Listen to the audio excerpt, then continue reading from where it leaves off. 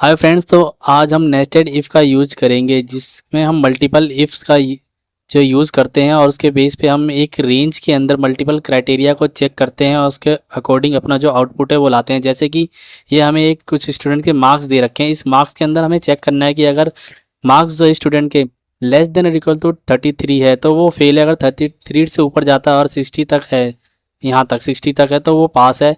Then अगर less than 80 तक है और 60 से ऊपर है तो गुड है। अगर 80 से भी ऊपर चला जाए तो उसका जो एक्सीलेंट स्टेटस यहाँ पे आ जाए। तो उसके लिए देखते हैं हम कि नेस्टेड इफ़ कैसे लगाएंगे। हम यहाँ पे लिखेंगे हम इफ़ लगाता है, ये पूछता है लॉजिकल टेस्ट। पहला लॉजिकल टेस्ट है हमारा कि ये जो A2 में जो वैल्यू है अगर ये लेस देन और इक्वल टू अगर 33 है, अगर है तो यहाँ पे क्या आ जाए, यहाँ पे लिखा आ जाए फेल एंड कोमा लगाएंगे। अब अगला पैरामीटर पूछता है वैल्यू इफ़ फॉल्स। अगर ये जो हमारा फॉल्स हो जाता है तो क्या हो, तो यहाँ पे एक और इफ़ रन हो जाए, यहाँ पे एक और इफ़ हम लगा देंगे। देन फिर से हमारा वही इफ़ का जो सेम आएगा कि लॉजिकल टेस्ट यहाँ पे क्या करना है। अब हम लॉजिकल टेस्ट दूसरा करेंगे कि अगर ये फेल हो गया 33 वाला लॉजिकल टेस्ट की, 33 वहाँ पे वैल्यू नहीं है, तो हम अगला लॉजिकल टेस्ट लगाएंगे लेस देन इक्वल टू क्या 60 है ये। तो अगर 60 है तो यहाँ पे क्या आ जाए, तो यहाँ पे लिखा आ जाए पास। अगर हमारा जो पैरामीटर है वो भी फेल हो जाए तो क्या, तो भी फिर हम एक और इफ़ लगाएंगे। अब वो चेक करेगा कि क्या ये मोर देन 60 है और लेस देन 80, तो यहाँ में लगाएंगे इफ A2 लेस देन और इक्वल टू है 80। अगर 61 है और 80 तक है तो यहाँ पे लिखा आ जाए गुड। डबल कोड के अंदर लिखेंगे जो भी हम टेक्स्ट लिखते हैं अपना, लिख देंगे गुड, फिर कोमा लगाएंगे। अगर ये भी फेल हो जाता है, अगर ये तीनों हमारे पैरामीटर फेल होगा तो जाहिर सी बात है उसका जो मार्क्स है 80 से ऊपर ही होगा। अगर यहाँ तक उसके नहीं मिलता है तो हम यहाँ पे लिख देंगे एक्सीलेंट। हमें यहाँ पे कोई इफ लगाने की जरूरत नहीं है और कर देंगे एंटर प्रेस। वैसे हम यहाँ पे एंटर डायरेक्ट भी प्रेस कर सकते हैं या फिर यहाँ पे जितने हमने इफ़ लगाए हैं उतने ही हमें यहाँ पे ब्रैकेट लगाने पड़ेंगे। जैसे कि यहाँ पे एक ब्रैकेट है, सेकंड ब्रैकेट जो है यहाँ पे है, थर्ड ब्रैकेट यहाँ पे है, तो हम यहाँ पे लगाएंगे 1 2 3 ब्रैकेट।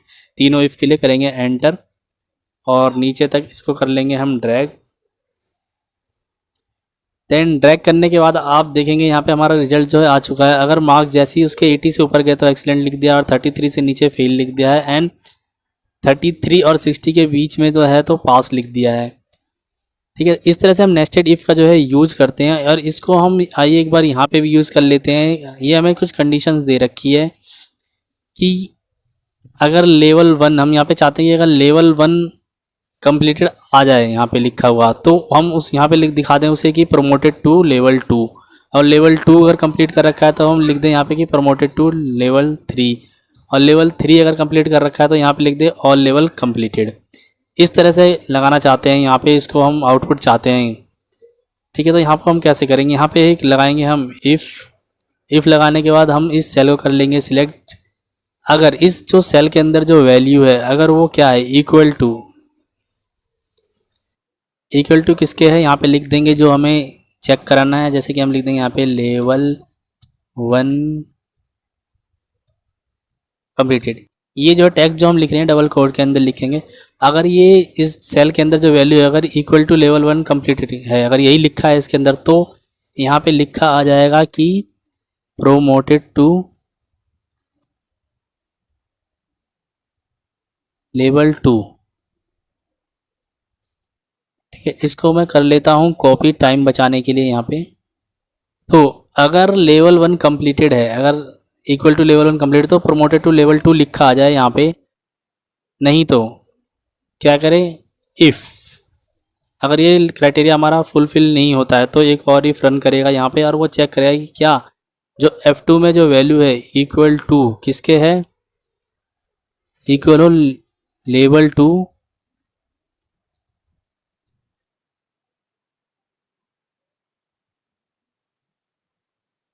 लेवल 2 कंप्लीटेड, कि क्या उसका लेवल 2 कंप्लीट हुआ है। अगर ऐसा है तो यहाँ पे लिखा आ जाए। मैं यहाँ पे जो हमने कॉपी किया था उसको कर लेते हैं पेस्ट और प्रमोटेड लेवल 2 की जगह यहाँ पे कर देंगे हम लेवल 3। अगर लेवल 2 कंप्लीट कर दिया है उसने तो लेवल 3 में प्रमोट हो जाए। फिर यहाँ लगाएंगे कोमा। देन पूछता है वैल्यू इफ़ फॉल्स। अगर ये भी पैरामीटर जो है हमारा जो है फुलफिल नहीं होता है तो क्या आ जाए। तो हम नेक्स्ट जो है पैरामीटर वो चेक करेंगे। यहाँ पे हम ऐसे भी लिख सकते हैं कि जो थर्ड पैरामीटर है वहाँ पे कि प्रोमोटेड ऑल लेवल कंप्लीटेड, क्योंकि अगर लेवल 1 लेवल 2 कंप्लीट नहीं किया है तो जाहिर सी बात है उसने लेवल 3 कंप्लीट कर लिया होगा। ठीक है, ऐसे भी लिख सकते हैं, या फिर हम यहाँ पे एक इफ़ और लगा सकते हैं। If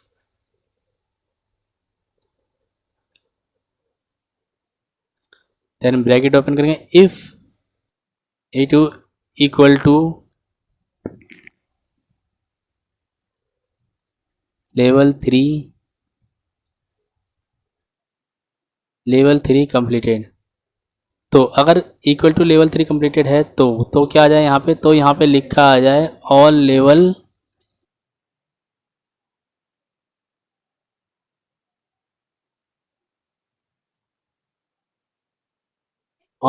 completed.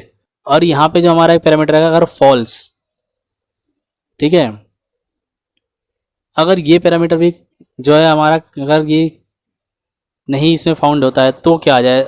या तो हम इसको देना चाहे तो दे सकते हैं, या फिर हम इसको इग्नोर कर सकते हैं जो लास्ट जो पैरामीटर है। तो यहाँ पे हम इसको फिलहाल कर देते हैं इग्नोर, और यहाँ पे करते हैं ब्रैकेट बंद। हमने यहाँ पे 3 इफ लगाए हैं और 3 बार हमने ब्रैकेट क्लोज किया, करेंगे एंटर। यहाँ पे कुछ एरर दिखा रहा है ये।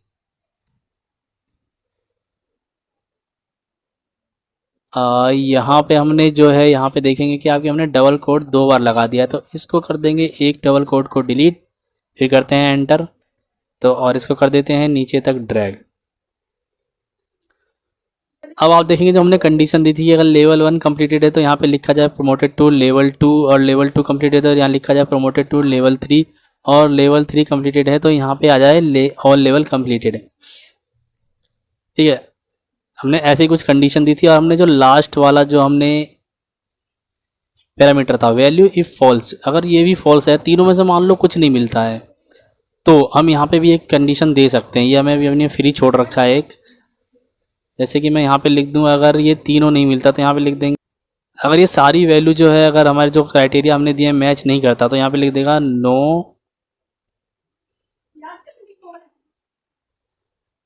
इन्फॉर्मेशन, लिख देता नो इन्फॉर्मेशन अवेलेबल।